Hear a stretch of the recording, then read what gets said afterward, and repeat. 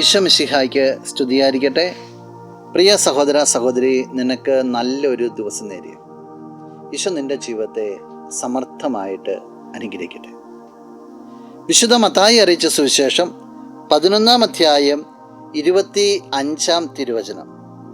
യേശു ഉദ്ഘോഷിച്ചു, സ്വർഗത്തിൻ്റെയും ഭൂമിയുടെയും നാഥനായ പിതാവേ, നീ കാര്യങ്ങൾ ബുദ്ധിമാന്മാരിലും വിവേകളിൽ നിന്നും മറച്ച് ശിശുക്കൾക്ക് വെളിപ്പെടുത്തിയതിനാൽ ഞാൻ നിന്നെ സ്തുതിക്കുന്നു.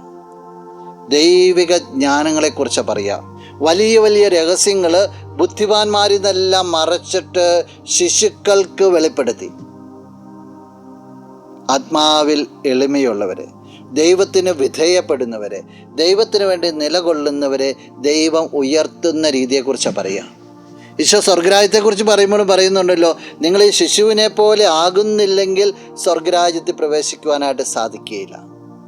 നീ നിൻ്റെതായ മഹത്വങ്ങളെല്ലാം മാറ്റിവെച്ച്, നിൻ്റെതായ പ്രതാപങ്ങളെല്ലാം മാറ്റിവെച്ച്, നിൻ്റെതായ കഴിവുകളെല്ലാം മാറ്റിവെച്ചിട്ട് നീ നിൻ്റെ ദൈവത്തിൻ്റെ മുമ്പിൽ ഒരു ശിശുവായി തീരണം. അവിടുന്ന് ജ്ഞാനം കൊണ്ട് നിറയ്ക്കും. അവിടുന്ന് സ്വർഗ കവാടങ്ങൾ നിനക്ക് മുമ്പിൽ തുറന്നു തരും. ശിശുവിൻ്റെ പ്രത്യേകത എന്നാ? ദൈവത്തിൽ ആശ്രയിക്കും, മറ്റുള്ളവരിൽ ആശ്രയിക്കും, പൂർണ്ണമായിട്ട് വിട്ടുകൊടുക്കൽ. അങ്ങനെ ആയാൽ ദൈവം നിൻ്റെ ജീവിതത്തിൽ ഇടപെട്ടിരിക്കും. നമുക്ക് പ്രാർത്ഥിക്കാം. കണ്ണുകൾ അടച്ചെന്ന് കരങ്ങൾ കൂട്ടാം. നല്ലവനായ കർത്താവേ, നിന്നെ അങ്ങ് സ്തുതിക്കുന്നു, ആരാധിക്കുന്നു, മഹത്വപ്പെടുത്തുന്നു. നിന്റെ നിറ സാന്നിധ്യത്തെ നന്ദിയോടുകൂടി ഓർക്കുക. ഈശോ ഈ വ്യക്തിയെ അനുഗ്രഹിക്കണമെന്ന് പ്രാർത്ഥിക്കുകയാണ്. എളിമയുള്ള ഹൃദയത്തോടുകൂടി നിന്നോട് ഒട്ടിച്ചേർന്നിരിക്കുവാനായിട്ട്, നിന്റെ രഹസ്യങ്ങളൊക്കെ വെളിപ്പെടുത്തി കൊടുത്ത് നിന്നോടൊപ്പമായിരിക്കുവാനായിട്ട് ഈ വ്യക്തിയെ നീ അനുഗ്രഹിക്കണം. ഈ ദിവസത്തിന് വേണ്ട കൃപകളും നന്മകളെല്ലാം നൽകണം, ഇപ്പോഴും എപ്പോഴും എന്നേക്കും. ആമേൻ.